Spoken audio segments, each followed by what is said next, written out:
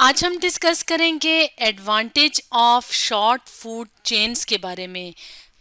यानी शॉर्ट या छोटी जो फूड चेन्स होती हैं उसका क्या फ़ायदा है, इसके बारे में हम अपनी आज की वीडियो में डिस्कस करेंगे। तो सबसे पहले हम ये देख लेते हैं कि फूड चेन किसे कहा जाता है। तो फूड चेन क्या है? लीनियर डायग्राम, जो कि हमें क्या बताती है? एनर्जी की मूवमेंट बताती है इकोसिस्टम में। अब इकोसिस्टम की अगर बात की जाए तो इकोसिस्टम किसे कहते हैं? इकोसिस्टम वो जगह, वो एरिया जहाँ पे मुख्तलिफ ऑर्गेनिजम्स जो होते हैं वो मिलकर रहते हैं। यानी जैसे कि प्लांट्स हैं, एनिमल्स हैं, तो प्लांट्स, एनिमल्स और उनका जो एनवायरनमेंट होता है वो मिलके क्या बनाता है? एक इकोसिस्टम। तो एक इकोसिस्टम में मुख्तलिफ जो ऑर्गेनिजम्स रह रहे होते हैं तो वो एक दूसरे के ऊपर डिपेंड करते हैं। जैसे कि अगर हम फूड की बात करें तो फूड के लिए जो एनिमल्स होते हैं, मुख्तलिफ एनिमल्स एक दूसरे पे डिपेंड करते हैं। इसके अलावा प्लांट्स के ऊपर डिपेंड करते हैं, या हम यूं कहें कि ऑर्गेनिजम्स जो होते हैं जब वो एक इकोसिस्टम में रहते हैं तो वो एक दूसरे पे डिपेंड करते हैं। और अगर बात करें फूड चेन की तो फूड चेन में क्या होता है कि इकोसिस्टम में जो एनर्जी की मूवमेंट होती है उसको जब एक डायग्राम की शक्ल में दिखाया जाता है, शो किया जाता है, तो उसको कहा जाता है फूड चेन। जैसे कि अगर हम अपने सामने इस तस्वीर में देखें तो यहाँ पे हमें एक फूड चेन नज़र आ रही है जिसमें कि प्लांट भी है। और वो प्लांट कौन सा है? वो ग्रास है, यानी घास है। तो जो प्लांट्स होते हैं वो क्योंकि अपनी फूड खुद प्रिपेयर करते हैं तो इनको कहा जाता है प्रोड्यूसर।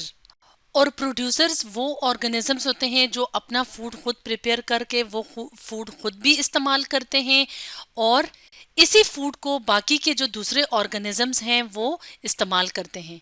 जैसे कि यहाँ पे अगर हम ग्रास हॉपर को देखें, जिसको टिड्डी भी कहा जाता है, तो ये क्या करता है? ये प्लांट्स को खाता है, यानी अपनी एनर्जी हासिल करने के लिए ये प्लांट्स को खाता है। तो इसलिए इसे कहा जाता है कंज्यूमर। और ये कौन सा कंज्यूमर है? प्राइमरी कंज्यूमर है, क्योंकि ये डायरेक्टली प्रोड्यूसर पे डिपेंड कर रहा है। इसी तरह से कुछ ऑर्गेनिजम्स जो होते हैं फूड चेन में उनको कहा जाता है सेकेंडरी कंज्यूमर। तो जो सेकेंडरी कंज्यूमर, जैसे यहाँ पे फ्रॉग है या मेंढक है, तो ये डिपेंड करते हैं प्राइमरी कंज्यूमर्स के ऊपर, यानी ये अपनी एनर्जी या फूड के लिए डिपेंड करते हैं प्राइमरी कंज्यूमर के ऊपर। और वो ऑर्गेनिजम्स जो सेकेंडरी कंज्यूमर को अपनी एनर्जी हासिल करने के लिए या अपना फूड हासिल करने के लिए इस्तेमाल करते हैं तो उनको कहा जाता है टर्शरी कंज्यूमर। जैसे यहाँ पे आप देख रहे हैं पाइथन, जो कि सांप की एक टाइप है, तो ये क्या करता है? मेंढक खाता है। तो इस तरह से अगर हम इस डायग्राम में देखें तो इस डायग्राम में एनर्जी क्या कर रही है? मूव कर रही है। तो ये जो एनर्जी की मूवमेंट है इसको जब डायग्राम की शक्ल में दिखाया जाता है किसी इकोसिस्टम में तो उसको कहा जाता है फूड चेन। अब यहाँ पे एक और बात का जानना ज़रूरी है, वो ये है कि जो प्रोड्यूसर्स होते हैं उनको ऑटोट्रॉफ्स भी कहा जाता है। ऑटोट्रॉफ यानी वो ऑर्गेनिजम्स जो अपना फूड खुद प्रिपेयर कर सकते हैं। इसी तरह से जो कंज्यूमर्स होते हैं, चाहे वो प्राइमरी कंज्यूमर हो, सेकेंडरी कंज्यूमर हो या टर्शरी, तो इनको कहा जाता है हिट्रोट्रॉफ्स। तो हिट्रोट्रॉफ्स कौन से ऑर्गेनिजम्स होते हैं? हिट्रोट्रॉफ्स वो ऑर्गेनिजम्स होते हैं जो कि अपना फूड खुद प्रिपेयर नहीं कर सकते और ये अपने फूड के लिए यानी अपनी एनर्जी हासिल करने के लिए डिपेंड करते हैं ऑटोट्रॉफ पे। अब जो फूड चेन्स होती हैं, यानी किसी भी इकोसिस्टम में जो फूड चेन्स होती हैं वो शॉर्ट भी होती हैं, यानी छोटी छोटी सी भी होती हैं, और लॉन्ग भी होती हैं। जैसे कि इस तस्वीर में अगर हम देखें तो यहाँ पे ये वाली जो फूड चेन है वो बहुत सिंपल सी है और छोटी सी है, तो ये है शॉर्ट फूड चेन। और यहाँ पे हम देखें तो इसके मुकाबले में ये वाली जो फूड चेन है ये क्या है? Long food chain. तो अब हम ये देखेंगे कि शॉर्ट फूड चेन जो है वो लॉन्ग फूड चेन के मुकाबले में ज़्यादा बेहतर क्यों है, यानी शॉर्ट फूड चेन का एडवांटेज या फ़ायदा क्या है। तो शॉर्ट फूड चेन का फ़ायदा ये है कि शॉर्ट फूड चेन में जो अवेलेबिलिटी ऑफ एनर्जी है, यानी जो एनर्जी होती है वो ज़्यादा अवेलेबल होती है। तो ज़्यादा एनर्जी क्यों अवेलेबल होती है? क्योंकि शॉर्ट जो फूड चेन्स होती हैं उसमें जो लॉस ऑफ एनर्जी होती है, यानी जो एनर्जी ज़ाया होती है, वो लॉन्ग फूड चेन के मुकाबले में कम होती है, यानी लॉस ऑफ एनर्जी जो है वो कम होता है। तो अब हम एनर्जी फ्लो को यहाँ पे इन फूड चेन्स की मदद से समझने की कोशिश करते हैं। इसके लिए यहाँ पे हम कुछ वैल्यूज़ ले आते हैं जिनकी मदद से हमें पता चलेगा कि किस तरह से शॉर्ट फूड चेन में ज़्यादा एनर्जी अवेलेबल होती है। और ये एनर्जी किसको अवेलेबल होती है, यानी जो हर लेवल पे जो ऑर्गेनिजम्स होते हैं उनको, जो टॉप कंज्यूमर होता है या जो फूड चेन के बिल्कुल एंड पे जो ऑर्गेनिज्म होता है उसको टॉप कंज्यूमर कहा जाता है। तो वहां तक पहुंचते पहुंचते जो एनर्जी पहुंचती है तो शॉर्ट फूड चेन में वो एनर्जी ज़्यादा मिलती है, यानी एंड पे, बिल्कुल जो एंड पे फूड चेन पे जो ऑर्गेनिज्म होते हैं उनको ज़्यादा एनर्जी मिलती है लॉन्ग फूड चेन के मुकाबले में।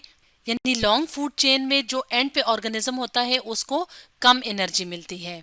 तो हम यूं कह सकते हैं कि जो टॉप कंज्यूमर होता है शॉर्ट फूड चेन में उसको एनर्जी ज़्यादा अवेलेबल होती है, और इसके अलावा शॉर्ट फूड चेन में लॉस ऑफ एनर्जी कम होता है। अब हम यहाँ पे अगर लॉन्ग फूड चेन में देखें तो मिसाल के तौर पे यहाँ पे ये क्या है, प्रोड्यूसर्स हैं जहाँ से फूड चेन स्टार्ट होती है। तो उन्होंने अपना फूड खुद प्रिपेयर किया, यहाँ पे जो एनर्जी है वो 100% है।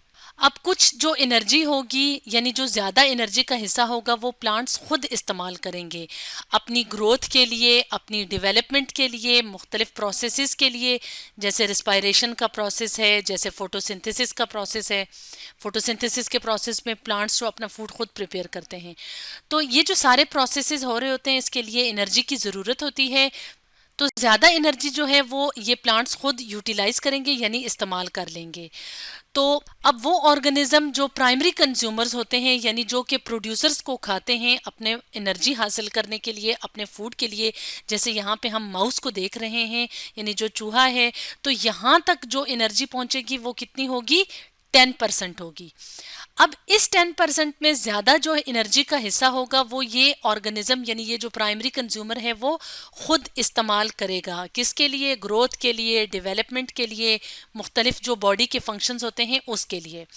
अब इस प्राइमरी कंज्यूमर को कौन इस्तेमाल करेगा, यहाँ पे ये सेकेंडरी कंज्यूमर, जो कि यहाँ पे क्या है, सांप यानी स्नेक है। तो इसके पास जो एनर्जी जाएगी वो कितनी है, 1%। अब ये 1% जो एनर्जी है इसमें ज़्यादा हिस्सा ये जो सांप है, ये जो सेकेंडरी कंज्यूमर है, ये खुद इस्तेमाल करेगा। और अब ये जो टॉप कंज्यूमर और यहाँ पे ये कौन सा है, टर्शरी कंज्यूमर है, तो इसके पास कितनी एनर्जी जाएगी, 0.1%। यानी ये जो फूड चेन है यहाँ पे हम क्या देख रहे हैं, एनर्जी का फ्लो देख रहे हैं, जो यहाँ पे 100% थी और यहाँ तक पहुँचते पहुँचते ये इतनी रह गई है, 0.1%। अब हम देखते हैं शॉर्ट फूड चेन को कि कैसे यहाँ पे एनर्जी फ्लो करती है। तो यहाँ पे प्रोड्यूसर के पास कितनी एनर्जी है, 100%।